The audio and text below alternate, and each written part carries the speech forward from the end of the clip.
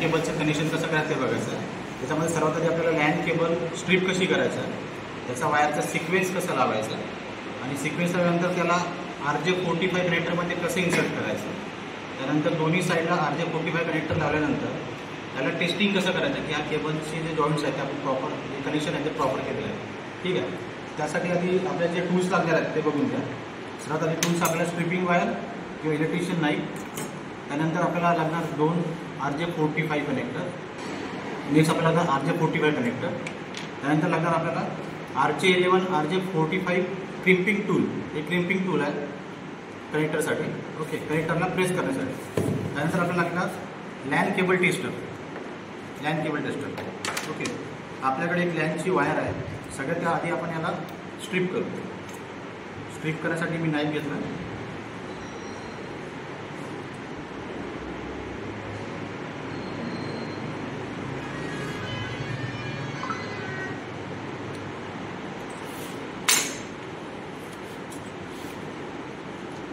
याचं इन्सुलेशन मी काढलेलं आहे.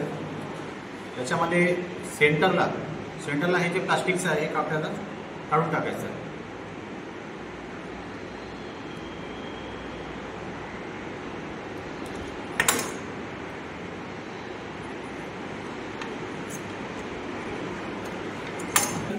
हे जे वायर एकामेकामध्ये गुंतलेले आहेत यांना आधी सेपरेट करणं आवश्यक आहे. ओके,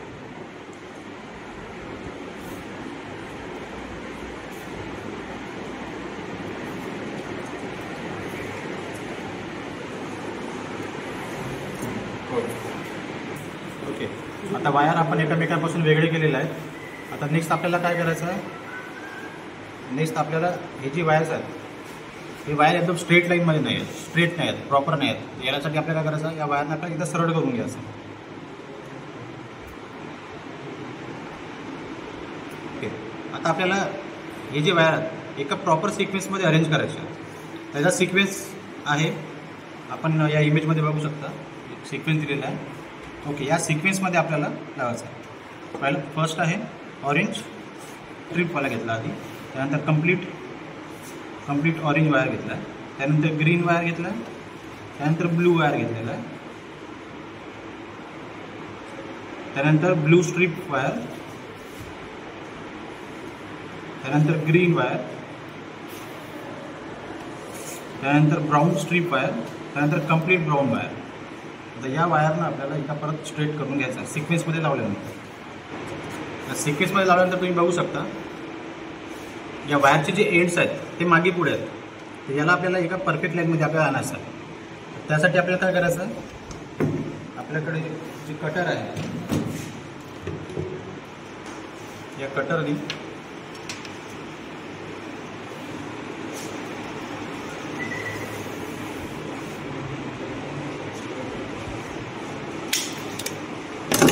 बघा आपण स्ट्रेट लाईनमध्ये याला कट केलेलं आहे. आता आपण वायर आपण सिक्वेन्समध्ये लावल्या आहेत, वायर स्ट्रेट करून घेतल्या आहेत आणि वायरचे जे एंड्स होते जे मागे पुढे ते पण आपण कट करून घेतले आहेत. आता सगळे वायर एका लाईनमध्ये आहेत. ओके, आता आपण एक RJ45 कनेक्टर घेऊ. ओके, RJ45मध्ये पण 8 स्लॉट दिले आहेत. टोटल 8 स्लॉट्स याच्यामध्ये दिले आहेत. एका स्लॉटमध्ये एकच वायर जायला पाहिजे. ओके, त्यासाठी आपण काय करू, वायर्स आपण याच्या आतमध्ये पुश करणार आहोत ना.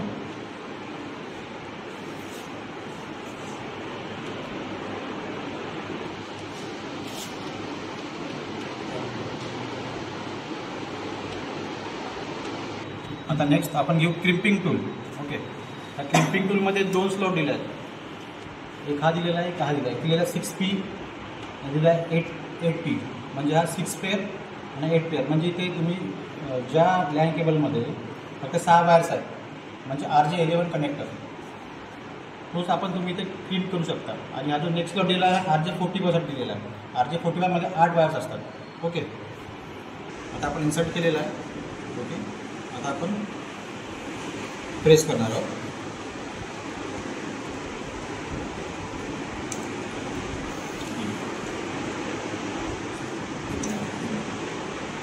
ओके, केबल क्लीन झालेला आहे. ओके, कनेक्शन झाले आहेत. आपण आता अपोजिट साईडला पण तेच करणार आहोत.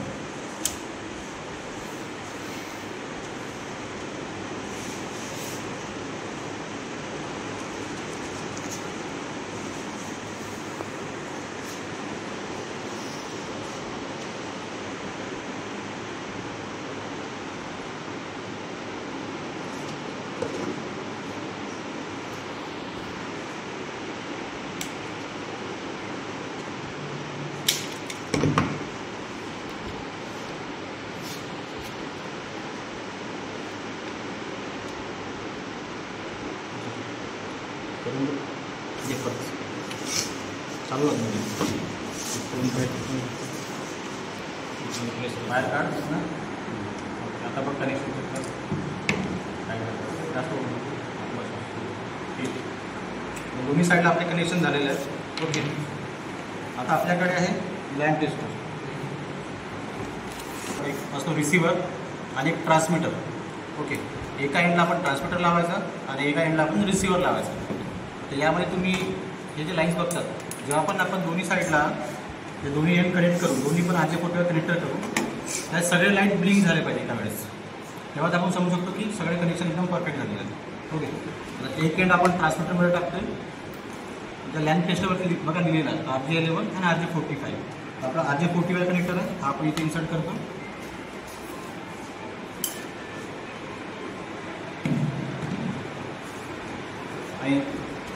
आणि हा एंड आपण रिसिव्हरमध्ये टाकतोय. ओके,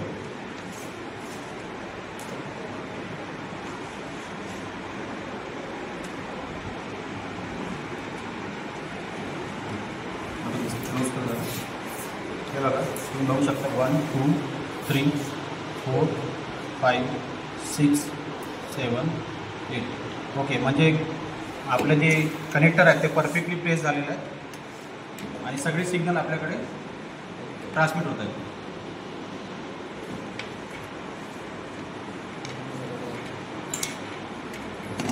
म्हणजे हा केबल डाटा ट्रान्समिट करण्यासाठी रेडी आहे. ओके, हा लॅन केबल मी रेडी केलेला आहे. ओके, याच्यामध्ये सगळे सिग्नल येतात, बघू शकता तुम्ही.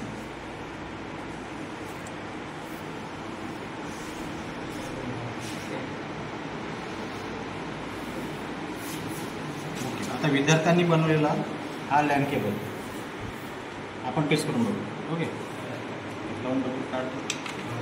काढा.